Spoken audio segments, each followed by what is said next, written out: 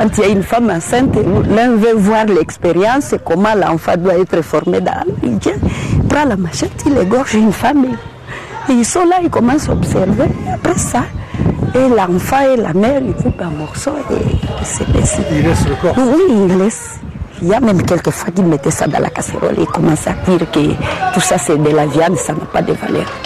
On se demande ce qui se passe dans leur tête, nous ne parvenons pas à justifier, puisque c'est vraiment inhumain.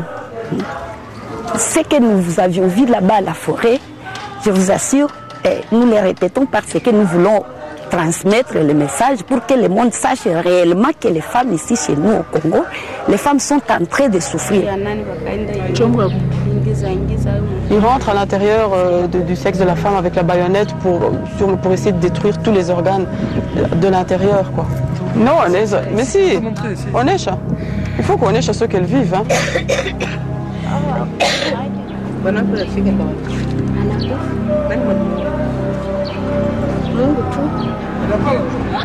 Dans l'est du Congo, le viol est perpétré à si grande échelle que c'est devenu une catastrophe humanitaire. Pour en savoir plus, je me rends avec Christine à l'hôpital de Panzi. Les femmes attendent des heures le docteur Mukwege, un obstétricien formé à Nantes. Alors, en permanence, vous avez plusieurs dizaines, en fait. À l'hôpital? Oui. Dizaines ou centaines, monsieur. Parce que là, je crois en permanence, on a à peu près 200 femmes qui sont hospitalisées.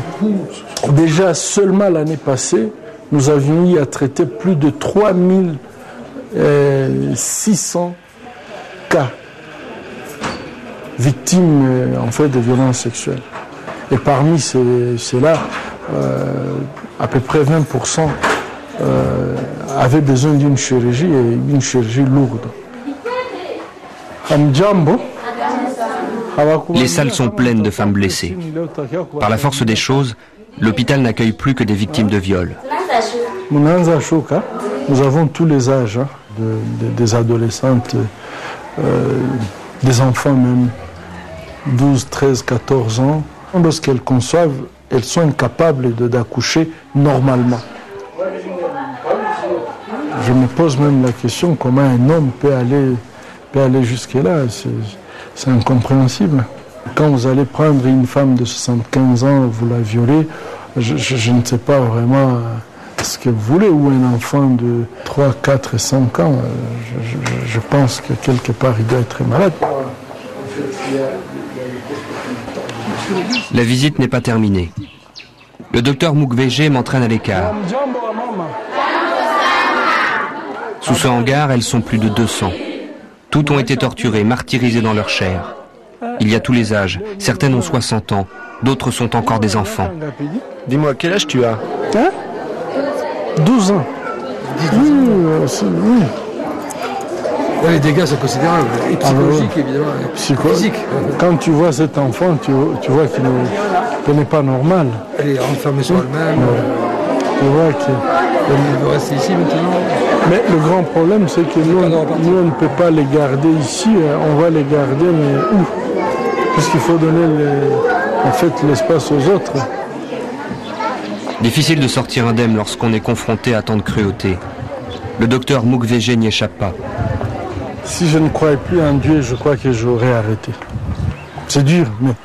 Oui, il faut s'accrocher à... Il faut s'accrocher à quelque chose. Voilà. C'est très difficile de comprendre. Bon, moi, je vous dis, un homme, pourquoi il peut faire ça? La grande question, tu t'es dit, mais pourquoi? Moi, j'ai remis ma foi en question parce que pour moi, c'est comme s'il n'y avait plus personne là-haut pour laisser faire tout ça. Donc j'ai peut-être une autre vision que le docteur. Mais, je ne sais pas. Comment est-ce qu'on peut tolérer une chose pareille?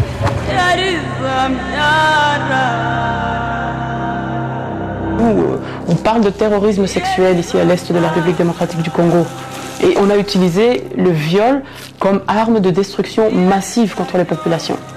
Et le mot n'est pas trop fort.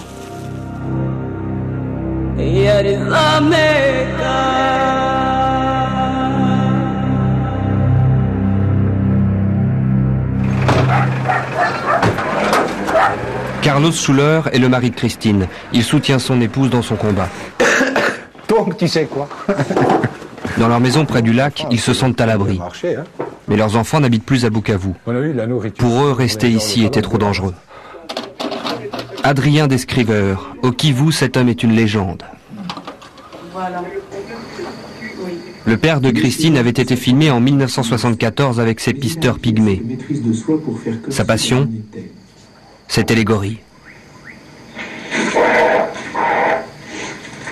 Le temps du bonheur, où on pouvait profiter de la nature, de tous ces petits gorilles. C'était avant la guerre.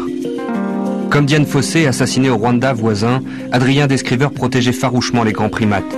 Et ce combat lui a aussi coûté la vie.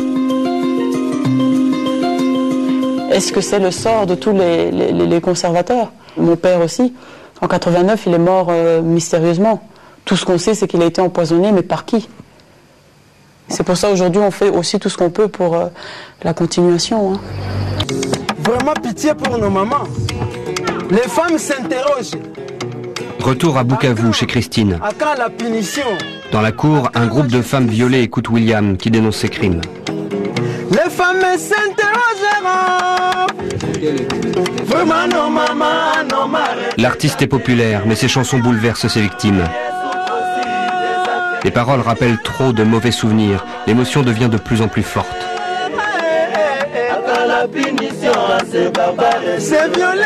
Les cauchemars d'Astrid la submergent. Elle chancelle sur sa chaise. Puis elle s'écroule. Évanouie. Une amie recueille Vital, son bébé de 10 mois qui lui a échappé. Dans le groupe, c'est la consternation. Astrid ne reprend pas connaissance. Ses amis l'évacuent. Moulette de Maya Baridi, amenez de l'eau froide.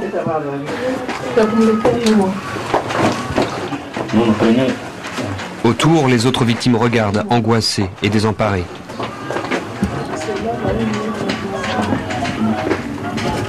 Souvent de perdre connaissance? Non, c'est la première fois. Mais c'est une femme qui est vraiment dépassée, comme on dit, par la vie. Hein. On lui a trouvé une famille d'accueil ici en ville, pas très loin d'ici, à 3 km d'ici. Et là, elle a encore été attaquée, violée, tabassée. Elle est arrivée ici au bureau blessée. Et elle est là seule avec ses enfants. Et c'est une femme qui n'a rien du tout. L'enfant, là? Madame? C'est son enfant? Oui, c'est son enfant. C'est un petit garçon? Oui, c'est un garçon. En fait, elle s'est carrément évanouie parce que elle pense trop. Elle a une belle sœur qui refuse qu'on inscrive ce petit qui est issu du viol dans sa carte d'identité. Chaque fois on dit non, c'est un petit Rwandais, quand il va grandir il va nous faire du mal, donc on ne peut pas l'accepter dans notre famille. Donc on lui fait énormément pression, la famille lui fait énormément de pression. Pour se débarrasser de son enfant. Pour se débarrasser de l'enfant. Et puis il y a encore autre chose qu'elle dit qui est tout aussi grave. Son quatrième enfant a assisté à tous les viols qu'elle a connus.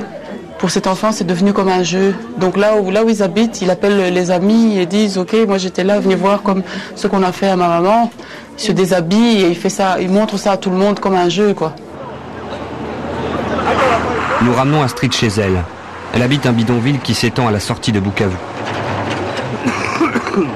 Astrid est veuve, à la merci des voisins et de sa belle famille qui ne l'acceptent plus depuis qu'elle a été violée par les Rwandais. Ceux-là même qui ont assassiné son mari. Elle était enceinte de celui-ci quand on a tué son mari. Donc c'est ce petit ici qui a l'air d'être tellement marqué, qui joue un peu, qui fait un peu comme un jeu, qui montre à ses amis tout ce que sa mère a subi, parce ils étaient tous là quand elle a subi ça. Il a un comportement sinon normal ou... Dès qu'il voit un militaire, il tremble, il a des traumatismes. Non, il est vraiment enfermé dans son mutisme, oui. Mais c'est Vital, le bébé de la honte, qui est en danger de mort. Elle amène toujours le petit. Elle part de toute façon partout avec le petit parce qu'elle ne peut pas le laisser. Elle est toujours en danger vis-à-vis de la famille.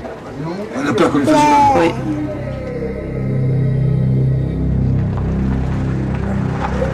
Où sont ces barbares capables des pires atrocités? Ça va? Marcos, un Espagnol de l'ONU chargé de rapatrier les rebelles chez eux au Rwanda, va me conduire sur leur piste.